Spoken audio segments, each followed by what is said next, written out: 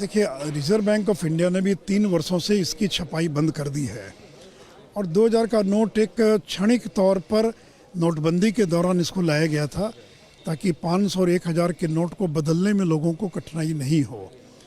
और अब कहीं बाजार में नोट दिखाई नहीं पड़ता, कहीं इसका दर्शन नहीं होता है। और जो सूचना मिल रही कि इसके लोगों ने होर्डिंग कर रखी है, जिसके पास जो था वो जमा कर रखा है। इसका इस्तेमाल terror funding, black money, drug trafficking, इस तरह की चीज़ों में इसका इस्तेमाल हो रहा है।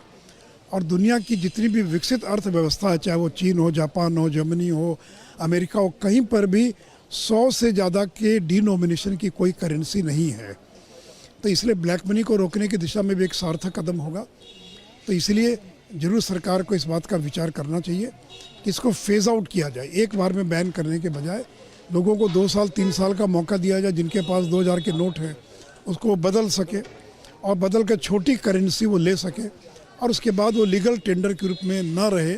इस प्रकार की कोई व्यवस्था के बारे में सरकार को विचार करना चाहिए। देखिए, विपक्ष एक करना ही तो असंभव काम है और विपक्षी एकता जो है ये मरे हुए घोड़े के समान है कि घोड़ा मर चुका है, कितना भी चाबुक मारी वो घोड़ा खड़ा होगा ही नहीं। तो क्या अरविंद केजरीवाल और कांग्रेस को एक मंच पर ला सकते? क्या केसीआर और कांग्रेस को एक मंच पर ला सकते? तो कहना तो बहुत आसान है। इसलिए मैंने कहा कि नीतीश जी 2029 की चिंता कीजिए, 2024 भूल जाइए। 2024 में न तो विपक्ष एक होगा न हो सकता है। और आप अगर आज़ादी के बाद का इतिहास देखें तो 1971 में इंदिरा गांधी के खिलाफ में ग्रैंड अलायंस बना था जो फेल कर गया, और फिर एक बार बना जेपी जब जिंदा थे 77 में।